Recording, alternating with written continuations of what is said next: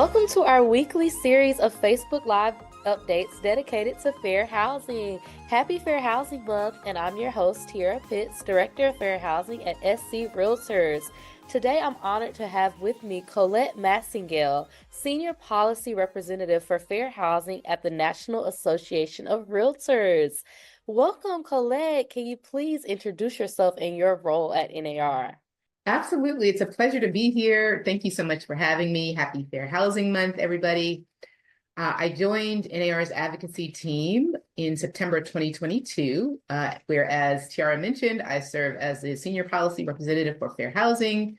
Prior to joining NAR, I was Director of Professional Development and Member Engagement at Maryland Realtors, and in that role, I served as the liaison for the DEI Advisory Group, the Realtor Institute GRI Advisory Group, the Leadership Academy Advisory Group, the Professional Standards Committee, and the Grievance Committee.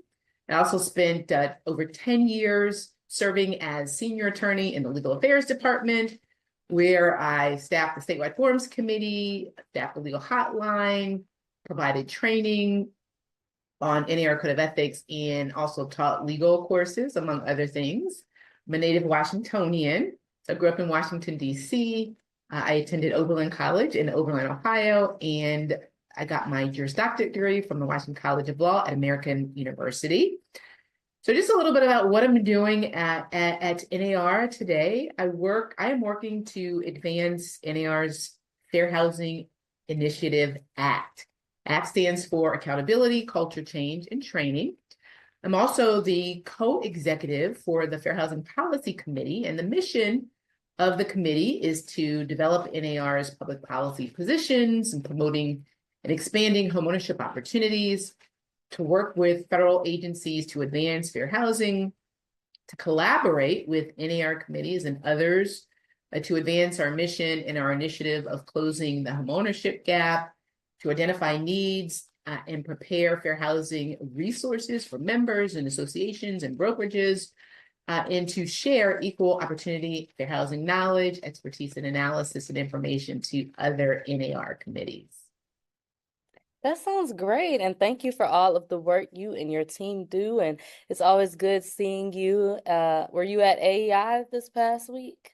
I sure was. I came in to staff a session on Thursday about expanding homeownership opportunities, collaborating with another one of our committees, the Housing Opportunity Committee, and it was a fantastic turnout.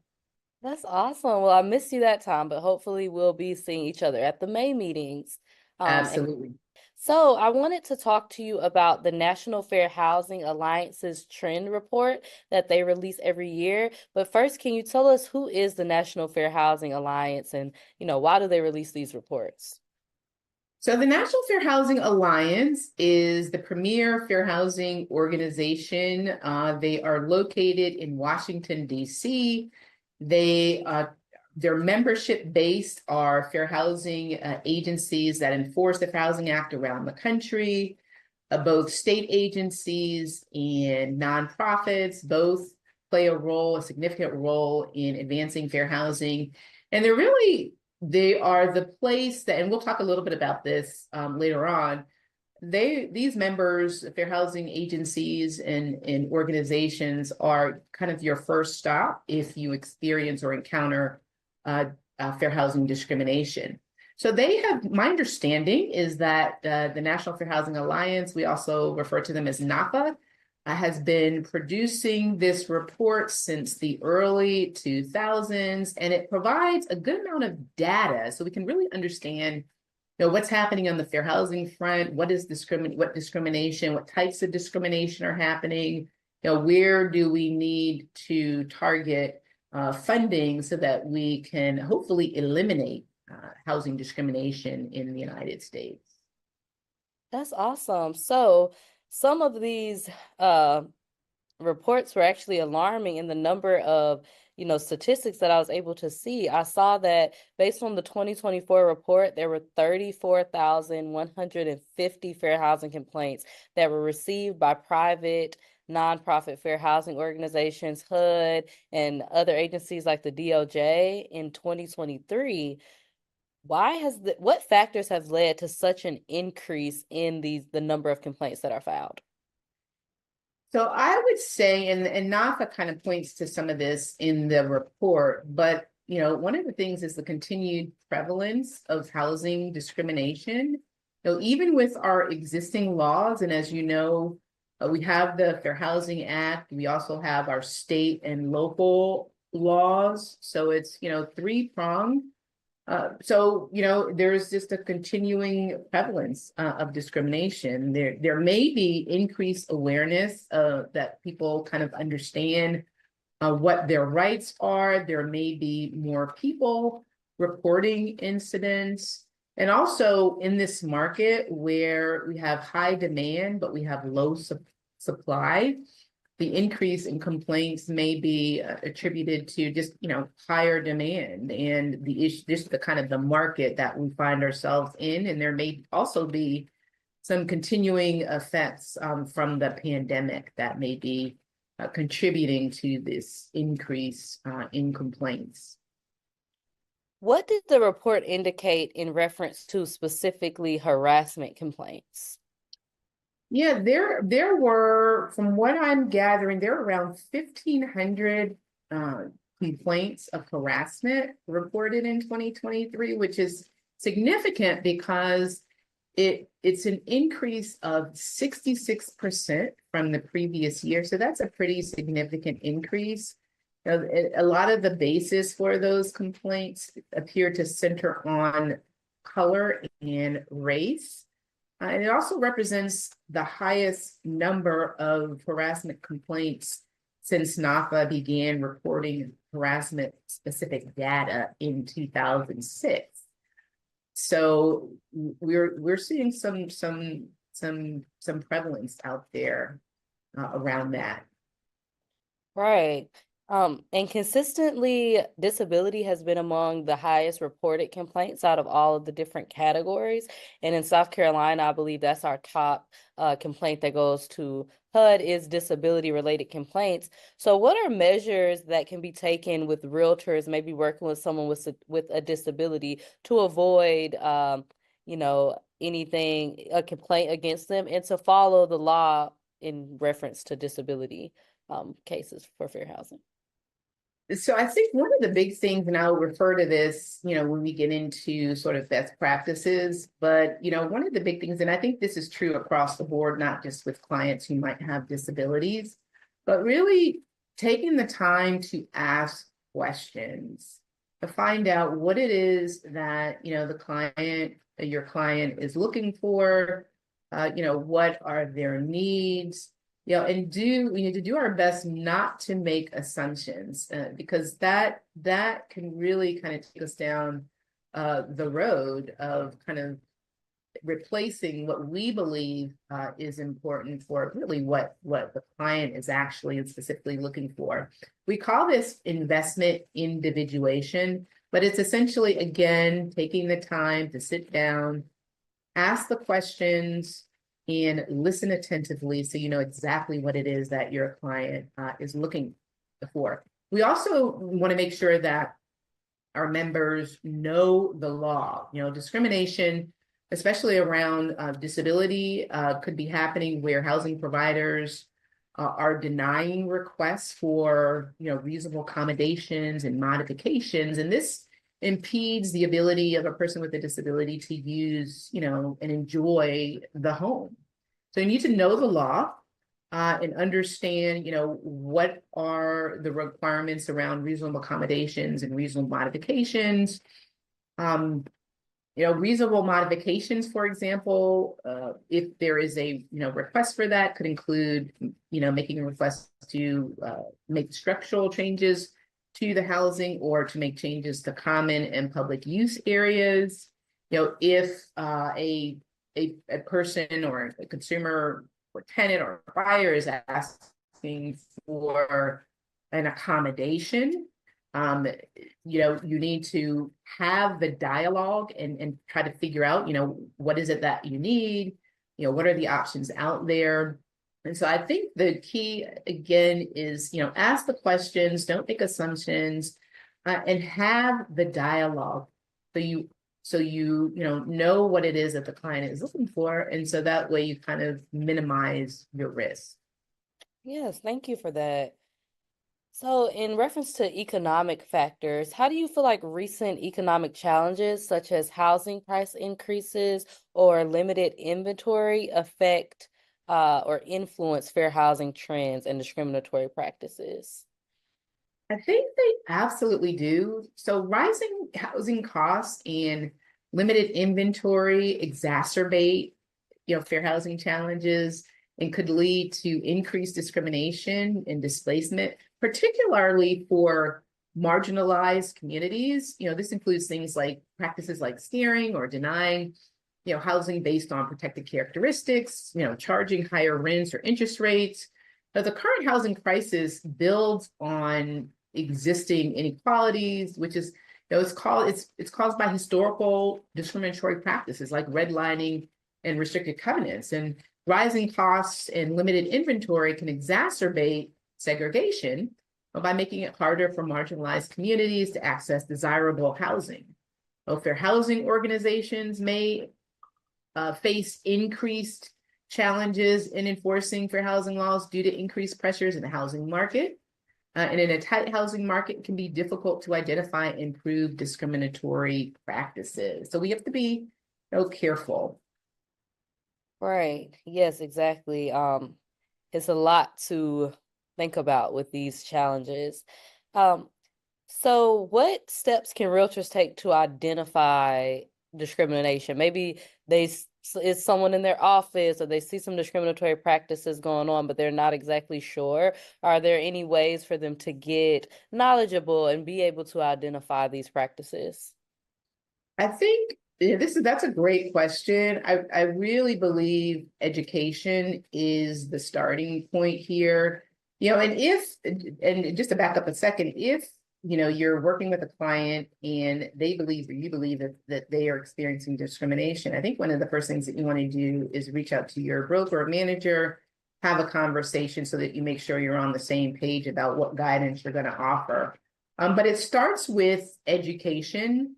You mentioned Fairhaven 2.0. We have updated that as of 2025, and we're also in the process of refreshing our bias override course. So understanding what the laws are will absolutely put you in a position to advocate for your client if they encounter discrimination and stay up to date on those changes as well.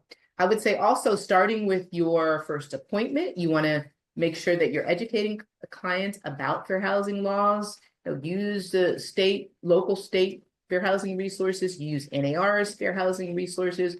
But if you have that conversation right at the very beginning of the relationship, you're setting expectations, you are on the same page, your client is on the same page, and that will minimize the chance of issues arising later on down the line.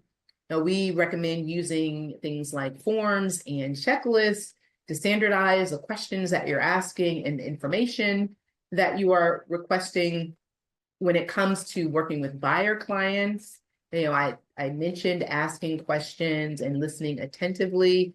So you really want to allow the buyer to set the parameters, let them just, tell you where they're interested, what they want, what type of housing they want, what features they want.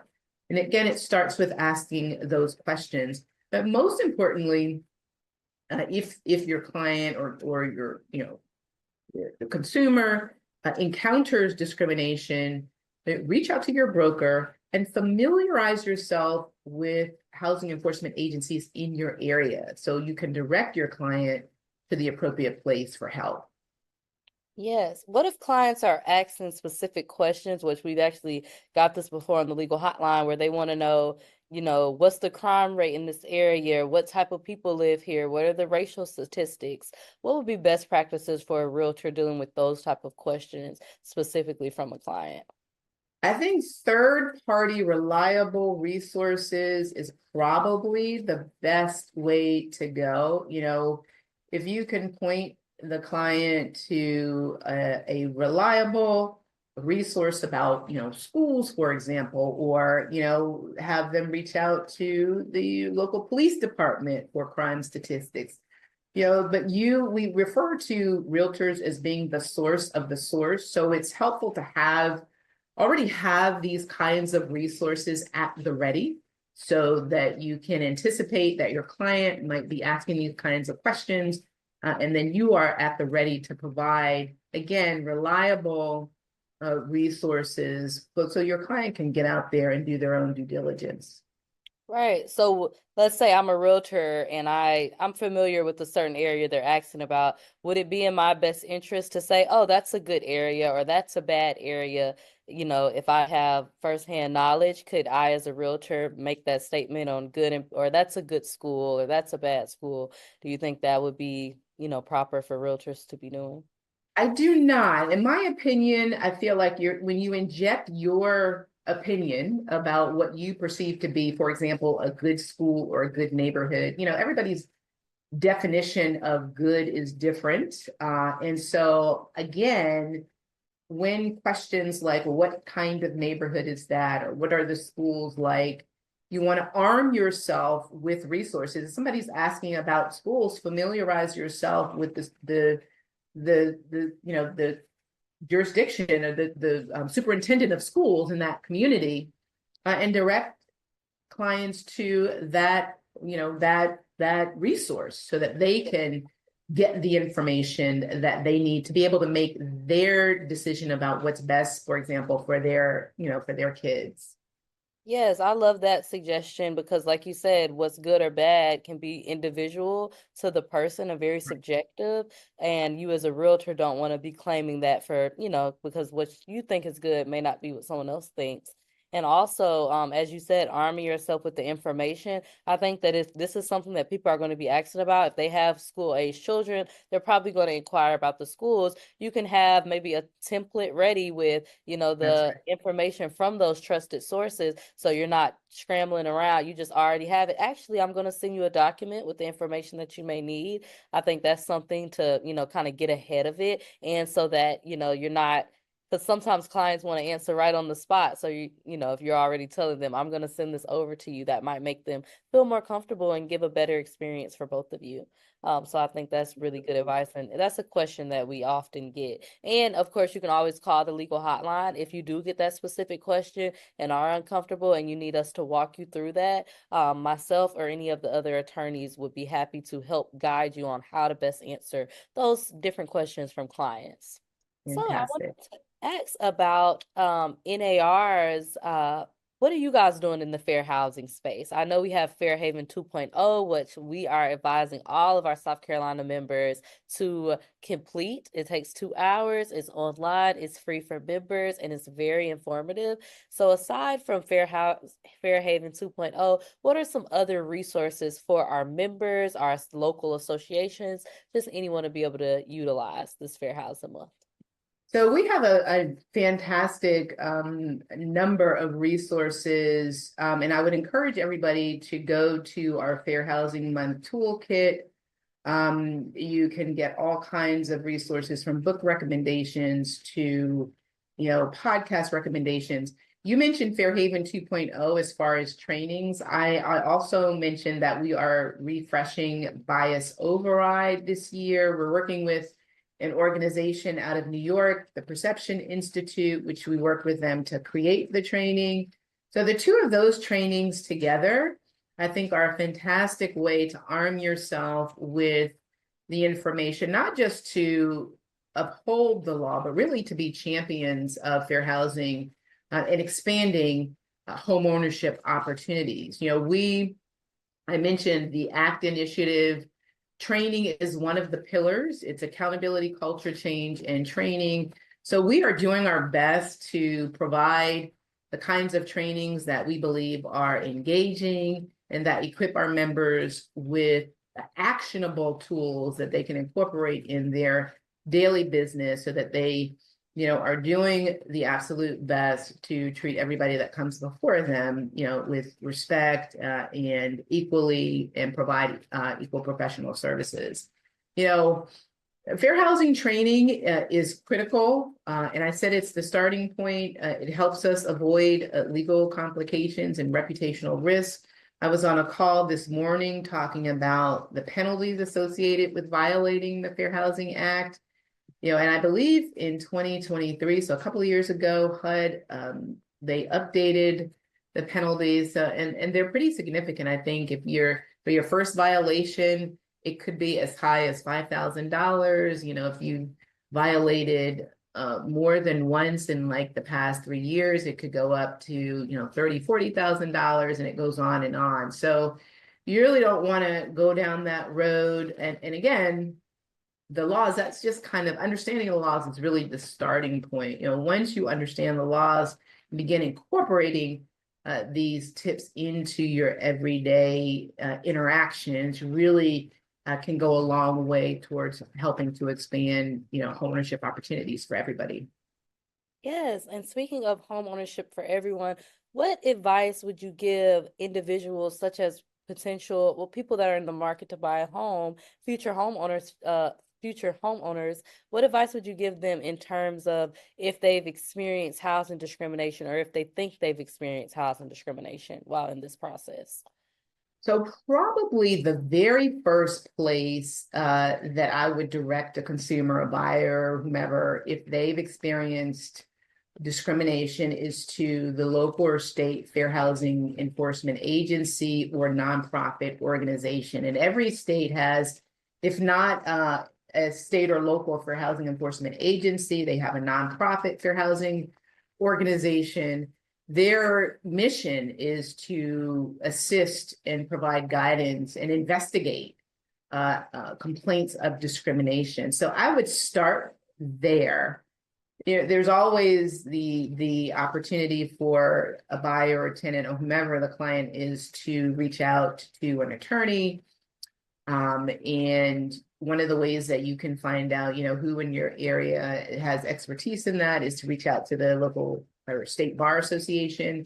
But again, I think the starting point would be your local or state fair housing enforcement agency or nonprofit. That is their mission. They exist to educate the public about fair housing laws. They provide training, and they also investigate when complaints come in. Yes, thank you. And we will provide the links to all of this in the chat so that you guys can have that information. And on our YouTube channel, we actually interviewed our state agency in South Carolina. So you guys can go check that video out where they're explaining what happens from start to finish of them receiving a complaint and investigating it, for our realtor members to be aware of that, but also home consumers can utilize those videos as well to just know the process and how to file a complaint. So in conclusion, could you give our realtors some best practices in terms of fair housing for Fair Housing Month? Or not just Fair Housing Month. We want to be thinking about this year-round best practices for them in their business. Absolutely. So I have a couple of suggestions. One is just kind of like a basic follow the platinum rule, which is treat others as they want to be treated. And I mentioned this before, starting with your first appointment, educate clients about fair housing laws, use your local state fair housing resources. We have a ton on our website. So remember your obligations under not just the Fair Housing Act, but the Code of Ethics. We have Article 10, which requires that we treat all parties equally and that we don't discriminate on any of the prohibited bases. Strongly encourage you to use forms and checklists so that you're standardizing the questions that you ask and the information that you are requesting. When it comes to buyer clients that you might be working with, allow them to select the neighborhoods that they're interested in, the features that they're interested in. Don't make assumptions. Provide listings to buyers based on their objective criteria. Again, going back to checklists. I recommend checklists for all kinds of things, whether it's an advertising checklist, or a forms checklist or an inspections checklist. They're a great way to streamline what you're doing so that there's consistency. And consistency is really important when it comes to minimizing the risk of violating fair housing law. In terms of marketing, market property to diverse groups, avoid using exclusionary words and pictures, use the equal housing opportunity logo, and take the best practices from the various trainings that we mentioned for Haven 2.0. We mentioned bias override. Both incorporate or both include, in addition to what I'm sharing, actionable tools. So really begin to incorporate and implement those fair housing best practices in your business. I also encourage you to get involved with your state or local association to let your voice be heard. NAR has lots of resources, including fair housing grants that associations can apply for that enable associations to partner with organizations like, your local fair housing enforcement agency. You could collaborate on training. When I was at Maryland Realtors, for example, we used an NAR fair housing grant to have a fair housing summit. We invited our version of the enforcement agency, which was the Maryland Commission on Civil Rights, to join us. They spoke to our members, shared best practices, talked about hot button issues. So you can use those resources. And we encourage you also, we've said that accessibility and affordability are fair housing issues. So we encourage members to learn about local down payment and other buyer assistance programs and lenders that work with those programs. Get yourself acquainted with your local HUD certified housing counselor. And I would say most importantly, again, and I've said this a couple of times, familiarize yourself with your local or state fair housing enforcement agency so that you know where to direct your client if they experience discrimination. Yes, that sounds great. And those are all great practical steps that our members can use. And I hope that they do use them. And you're always such an informative asset. And thank you for agreeing to do this. And thank you and Alexia, who we normally have for these. Your team is just great. And I love all of the resources that y'all have been putting out. It makes our job easier when, we have things we can direct our members to. So thank you so much for all that you do. Well, thank you for having me again. Happy to help out in any way we can. So please don't hesitate to reach out if we can provide resources. If you have any questions about any of the things that we are putting out. Yes, awesome. And thank you all for joining another episode of our Facebook Live dedicated to fair housing. Feel free to ask any questions in the chat and utilize the links provided. And I hope you guys have a great day, and I'll see you next week. Thank you so much. We'll be